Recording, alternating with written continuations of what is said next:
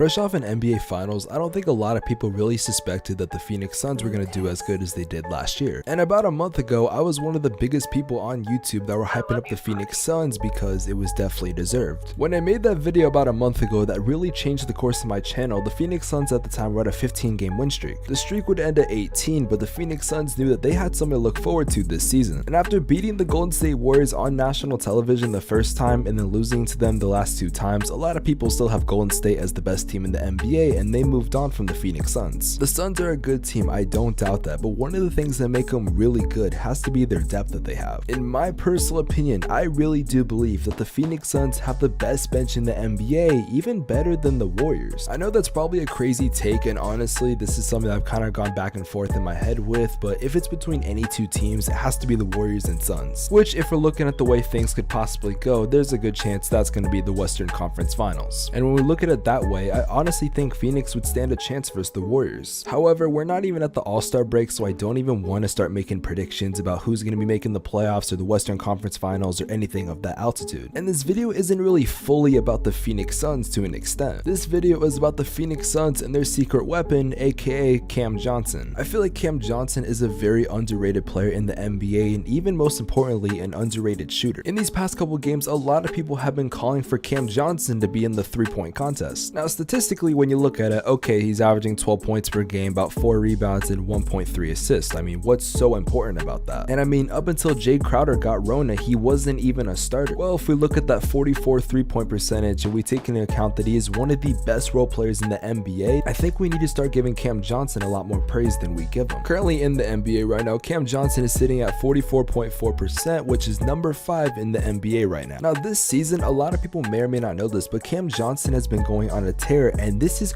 his best year. At the time of recording this, it's been 18 straight games, and Cam Johnson has had double figures in all 18 of those games. In addition to that, for 21 consecutive games, he's made 2+ 3-pointers in each one of those games. And I think it finally caught my attention that I had to talk about this when last night he set his career high of points with 24. I'm not trying to tell you this is the best scorer on Phoenix, but what I am telling you is that they definitely have something special in Cam Johnson, and I think it's about time that us Phoenix Suns have a little bit of a talk. I think it's time for Cam Johnson to be inserted into the starting lineup even when Jay Crowder comes back. Now, I love Jay Crowder. I think he's a hit or miss player though. Sometimes he's really good and sometimes he's just really bad. However, when you're a player that lives and dies by the three, I think that's just bound to happen. In fact, I heard the announcers during the game saying that one of the things they were worried about if Cam Johnson was to be in the starting lineup is the depth, which I do understand. However, I don't think it would be so bad if Jay Crowder was to go on the bench. I honestly do believe that he'd be a really good rotation player. Now, of course, if Cam Johnson was to not be in the starting lineup when Jay Crowder does come back, which I believe will be the next game that the Phoenix Suns play. Now, Jay Crowder isn't exactly a box score guy. Like, everything he does, you can't just track on a box score. There are so many things that you just cannot track. However, I just personally believe, and I think a lot of other Phoenix Suns fans would believe, that having Cam Johnson in the starting lineup would only make the team better. Now, of course, if the Phoenix Suns were to keep Jay Crowder in the starting lineup, I wouldn't be mad per se, but I think the Phoenix Suns need to explore that option. Now, of course, this would not be a Phoenix Suns video if I did not talk about the NBA media. Don't worry guys, I promise you I have a good excuse to talk about this. This is not just me talking about how they're a small market and they don't get credit. I got a bunch of videos like that on my channel, make sure you do check those out. So for those of you that do not know, last night when the Phoenix Suns beat the Clippers, they actually took control of the #1 seed in the Western Conference. And for those of you that don't know, the Phoenix Suns last night were actually on national television. Yes, I know guys, I was pretty shocked when I found that out as well. Anyways, as you guys know, during halftime, the TNT crew, they do their own thing where they talk about the highlights and just their own thoughts. And last night, another matchup that was going on was the Pelicans and the Warriors, to my surprise, the Pelicans actually won that game by 5. And you might be asking, what does that have to do with anything if we're talking about the Phoenix Suns during halftime? So right before they were getting to the Phoenix Suns highlights, they were talking about Zion Williamson. Apparently his rehab is being moved to Portland, and this is what happened when Ernie Johnson tried to talk about the highlights for the Suns. Yeah, I did read that. That was weird. I don't know. He couldn't be. I guess they think they don't have food in Portland.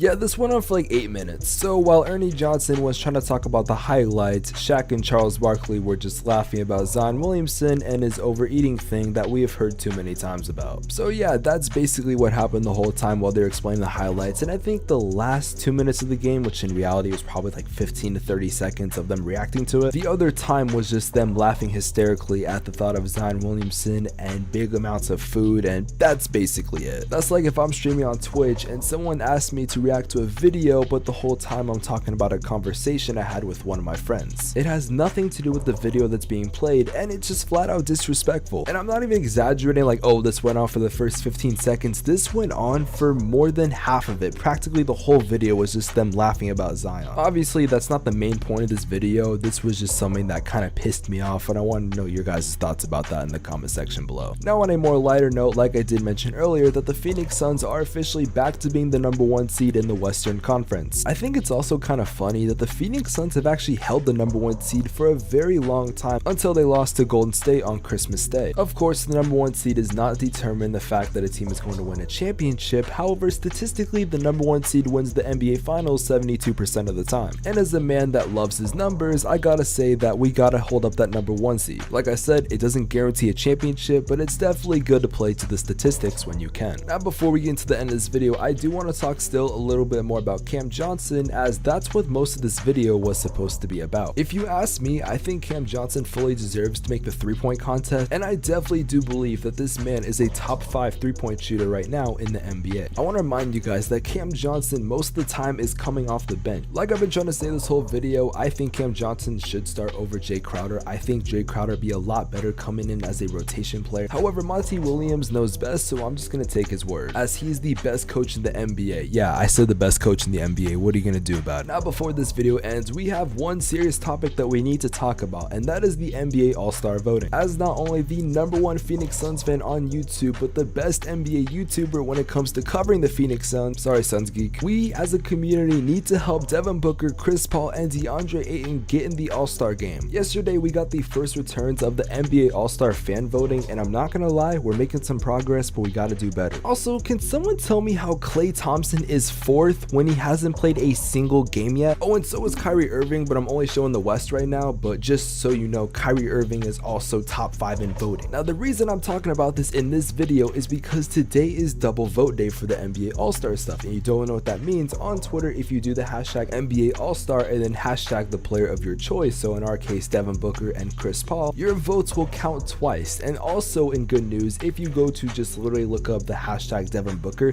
you'll see a bunch of Phoenix Suns fans. Any of those Suns fans that you see tweeting hashtag NBA All-Star and hashtag Devin Booker or hashtag NBA All-Star and hashtag Chris Paul, what I want you guys to do is retweet their tweet. Also, this might be a stretch, but we gotta try to get DeAndre Ayton as well, so make sure every single post that you see that someone is doing the hashtag NBA All-Star, hashtag this Phoenix Suns player or that Phoenix Suns player, make sure you guys retweet every single tweet and make sure you do it today. Now, if you guys are curious who was drafted before Cam Johnson, I have a video on the screen right now where I went into depth every single player that was drafted before Cam Johnson. Make sure you guys do check that out. With that being said, I'll see you guys in the next video. Have an amazing day. Take care. Peace. Sometimes I wish I never met, but we both know that's a